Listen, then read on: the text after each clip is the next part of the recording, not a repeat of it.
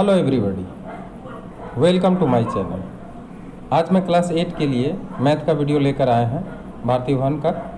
यह है 5 नंबर का सवाल। एक्सरसाइज है 10E।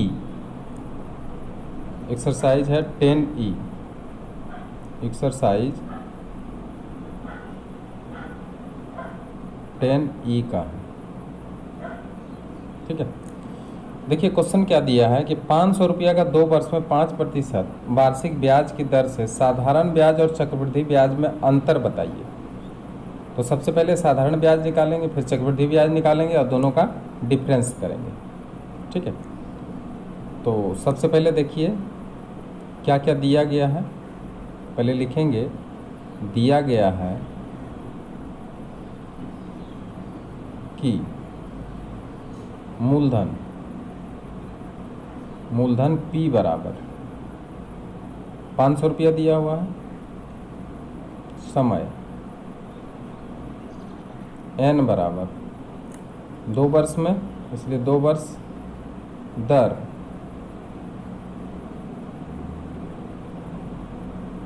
5%, ठीक है। अच्छा, यहाँ पे साधारण ब्याज और चक्रवृद्धि ब्याज दोनों का क्या कह रहा है, अंतर। तो सबसे पहले सिंपल इंटरेस्ट निकालते हैं, इसलिए SI सिंपल इंटरेस्ट यानी साधारण ब्याज, SI बराबर मूलधन गुना समय गुना दर बटे 100। अब इस सूत्र में अगर बैठाएंगे तो हमें SI मिल जाएगा। तो इसलिए SI जब निकाल रहे हैं तो कितना आ रहा है, 500 रुपया गुना 2 गुना 5, अब बटे कर देंगे 100। इसको काट लीजिए, 5 आएगा, 5 दूनी 10, 10 पचे 50।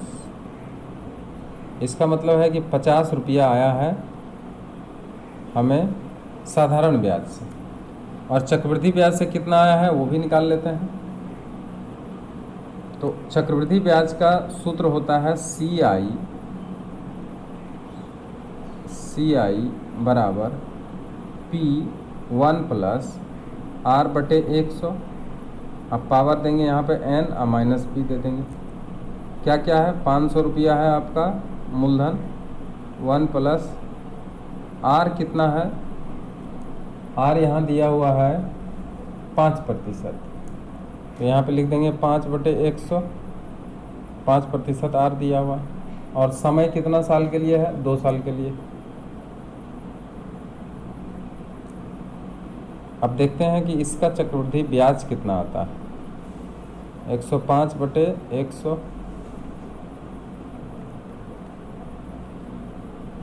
इसका होगा 500 गुना 105 बटे 100, 105 बटे 100 माइनस 500। अब यहाँ तो काटने का बात आ गया है, तो इसको अगर हम काटें तो 5 से काटें तो 21 आएगा, और यहाँ पे आएगा 21 और यहाँ पे 20 आएगा, 5 दूनी 10, 20 आएगा। फिर यहाँ 21 काटेंगे और यहाँ पे 20 काटेंगे। अच्छा, इधर नहीं काटेंगे, ठीक है, जो भी काटना होगा मल्टीप्लाई में काटना होगा। अब ये 0 और 0 दो ठो को मिला करके इसको हम काट देते हैं, यानी नीचे 4 है और ऊपर 5 गुना 21 गुना 21। अब इसको हम आगे अगर बढ़ाते हैं तो 5 गुना 21 गुना 21 441 हो जाता है। इसको कर लेते हैं, अब बटे 4 कर लेते हैं, ठीक है यहाँ तक। अब क्या होता है, इसको जब 5 से मल्टीप्लाई करेंगे तो आएगा 5, 5 चौक 20 का 0 बाकी 2, 5 चौक 20 2 22, अब बटे 4 आ गया। अब इसको जब भाग देंगे तो आएगा 5 चौक 20, 5 चौक 20, 5 एकम 5, 5 चौक 20, 4 पचे 20। 1 मिनट, 4 से डिवाइड कर रहे हैं तो आएगा 4 पचे 20, फिर 4 पचे 20, ठीक है, फिर 4 एकम 4, फिर आएगा 1 आएगा तो खाएगा नहीं, तो क्या करेंगे, एक पॉइंट दे देंगे 4 दूनी 8, 4 पच्चीस 20, -500। अब इसको अगर हम माइनस करेंगे तो आएगा 51 रुपया 25 पैसे। तो ये तो हो गया चक्रवृद्धि ब्याज। अब यहाँ पे लेकिन पूछ रहा है हमें चक्रवृद्धि ब्याज और साधारण ब्याज का अंतर। तो इसलिए CI माइनस SI, CI कितना है 51.25, अब माइनस, अब SI कितना होगा, तो SI देखिए यहाँ पे निकाल के रखे हैं, कितना है SI 50 रुपया ही है, ठीक है। तो इसको हम यहाँ पे 50 रुपया क्या करेंगे, 50 रुपये यहाँ पे रख देंगे। 1 रुपया 25 पैसे।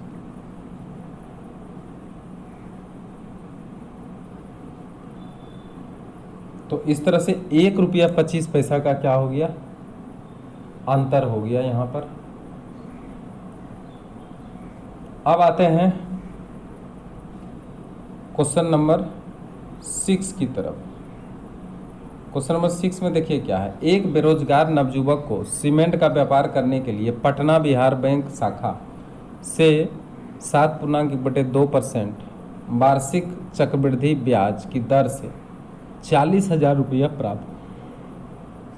3 वर्ष के बाद इस पैसे को लौटाना है, ठीक है। उस बैंक को कितने रुपये लौटाने पड़ेंगे। यहाँ पे दिया है कि मिश्रधन के रूप में उसे कितना रुपया लौटाना पड़ेगा, ठीक है, क्योंकि यह लिखा है 3 वर्ष के बाद उसे बैंक को कितना रुपया लौटाने पड़ेंगे। तो देखिए मूलधन यहाँ पे कितना दिया गया है,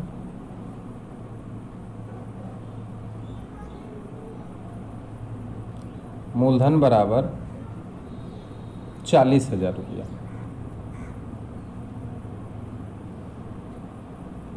ठीक है। दर दिया है 7.1/2%, इसको लिखें 15/2%, और समय दिया 3 वर्ष।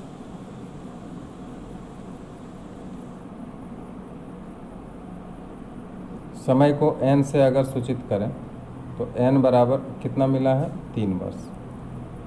चूँकि यहाँ पर बोल रहा है कि कितना रुपया लौटाना पड़ेगा, इसका मतलब है कि हमें यहाँ पर A निकालनी है। अतः चक्रवृद्धि मिश्रधन, चक्रवृद्धि मिश्रधन बराबर A बराबर वाट। चूँकि A का सूत्र है P1 + R/100 पावर n। अब इसको जब आगे बढ़ाते हैं तो 40,000 रुपया बैठाएंगे यहाँ पे, और इसके साथ 1 + R के जगह पे कितना बैठा देंगे यहाँ से, 15/2 गुना 1/100 कर लेंगे।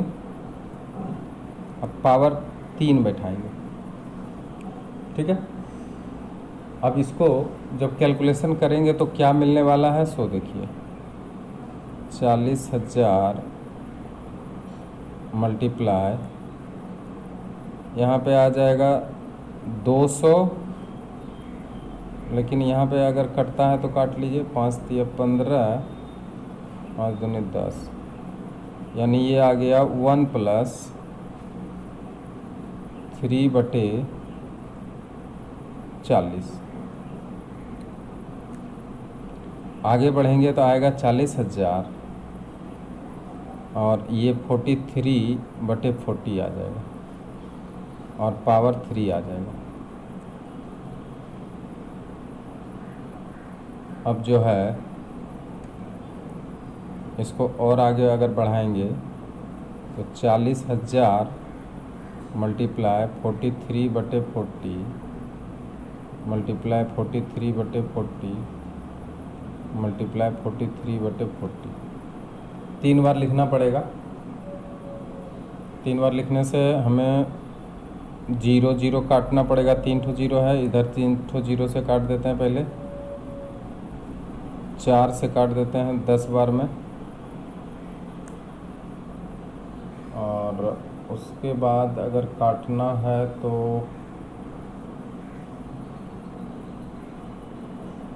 उसके बाद नहीं काटने से ठीक है। ठीक है, अब इसको हम मल्टीप्लाई करते हैं। 43 को मल्टीप्लाई कर देते हैं, देखते हैं कितना आता है। तो इसको अगर मल्टीप्लाई हम करेंगे तो 10 इंटू 43 इंटू 43 इंटू 43 और डिवाइडेड बाय आ जाएगा 4 गुना 4, ये तो 4 कट गया, 4 गुना 4 16 आ जाएगा। इसको जब मल्टीप्लाई करके लाते हैं तो आएगा 7 9 5 0 7 0 और डिवाइडेड बाय 16। ठीक है, इसको मल्टीप्लाई करके देख लेंगे आप, ये इतना आ जाएगा। अब जो है इसको अगर 16 से भाग दे रहे हैं तो 16 से जब भाग देंगे तो लगभग आ जाएगा 4 9 6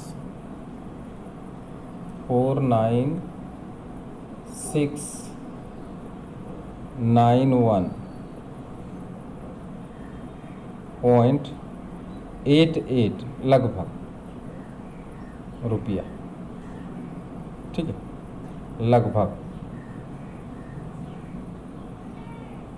तो ये जो हुआ यही इसका क्या हुआ, आंसर हुआ, जो कि इतना रुपया उसको लौटाना पड़ेगा बैंक को। ठीक है, ये आपका आंसर आ गया। क्लियर? अब आगे बढ़ते हैं। आगे है बिहार प्रदेश खादी ग्रामोद्योग समिति ने किसी गांव की 100 स्त्रियों में से प्रत्येक को 800 रुपया चरखा खरीदने के लिए 5 रुपये सैकड़े वार्षिक चक्रवृद्धि ब्याज की दर से ब्याज दिए। तो 2 वर्ष के अंत में उन स्त्रियों को समिति का कुल कितने रुपये चक्रवृद्धि ब्याज के रूप में, देखिए यहाँ पे लिखा है चक्रवृद्धि ब्याज के रूप में लौटाना पड़ेगा। ठीक है, तो चक्रवृद्धि ब्याज के रूप में कितना लौटाना पड़ेगा, इसका मतलब हमें चक्रवृद्धि ब्याज ही निकालना पड़ेगा। तो सबसे पहले देखिए कुल रकम कितना हुआ। कुल रकम यहाँ पे मूलधन हो जाएगा। ठीक है, कुल रकम यहाँ पे क्या हो जाएगा, मूलधन P। तो देखिए 100 स्त्री को 800 रुपया करके मिला, तो 800 गुना 100 कितना हो जाएगा, 80,000 रुपया हो जाएगा। 800 गुना 100 मतलब 80,000 रुपया यहाँ पे हो गया। ठीक है, अब क्या है, यहाँ पे 5 रुपये सैकड़ा है, इसका मतलब दर है। दर बराबर R बराबर 5%। ठीक है, समय कितना दिया है, समय बराबर N बराबर 2 वर्ष। ठीक है, अब हम चलते हैं CI के तरफ। चूँकि CI बराबर क्या है सूत्र, P1 प्लस R बटे 100 पावर N माइनस P। तो 80,000 यहाँ पे बैठा देंगे, 1 प्लस R के जगह पे कितना बैठा देंगे, 5%, 5 बटे 100 कितना समय के लिए, 2 वर्ष के लिए, और 80,000 यहाँ भी हम बैठा देंगे। ठीक है, तो यहाँ पर 2 वर्ष के लिए पैसा जो है बैंक में, 2 वर्ष के लिए वो जो है बैंक इसे ऋण का जो ब्याज है वो लेगा। तो कितना ब्याज बैंक को देना पड़ेगा वो हम यहाँ पे निकालेंगे। तो देखिए 80,000 और इसको कैलकुलेशन अगर करेंगे तो 105/100, इसको भिन्न का जोड़ कर लेंगे 80,000। अब इसको जब कैलकुलेशन हम करते हैं, अब देखिए इसका कैलकुलेशन करेंगे तो इसको कैलकुलेशन जब करेंगे तो आएगा 80,000 और यहाँ पे इसको लिख देंगे 105/100 मल्टीप्लाई 105/100 और माइनस 80,000। अब यहाँ 2 जीरो काट दिए हैं, 2 जीरो काट दिए, ठीक है। अब 2 जीरो जब काट दिए हैं तो आया 8 × 105 × 105 और माइनस 80,000। 8 × 11025 और माइनस 80,000 यानी 80,000। अब इसको अगर मल्टीप्लाई करें तो 8×5 = 40 का 0, बाकी 4, 8×2 = 16, 16×4 = 20, बाकी 2 का 2 यहाँ पे रह जाएगा, 11×8 = 88।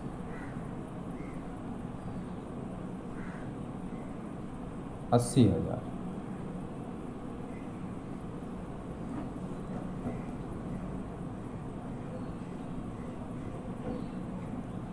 तो यहाँ पर जो क्वेश्चन है कि कुल कितना चक्रवृद्धि ब्याज के रूप में वो पैसा लौटाएगा।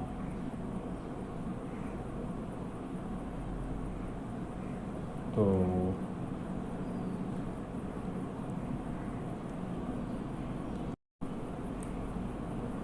अब इसको माइनस कर देंगे।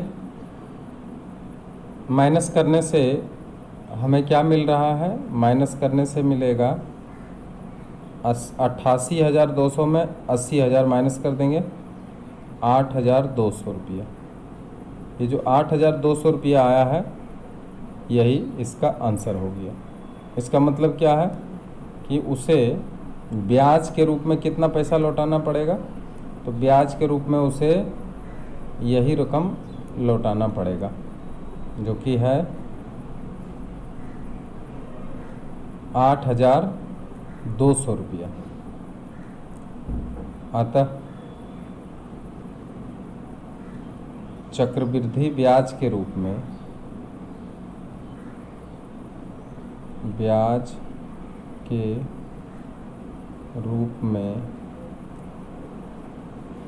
लौटाई गई रकम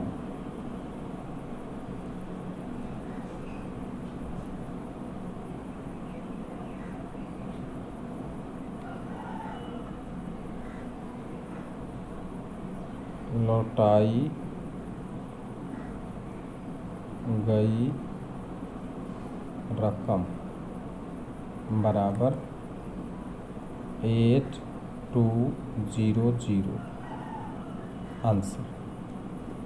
क्लियर? मिलते हैं नेक्स्ट वीडियो में। Thank you very much.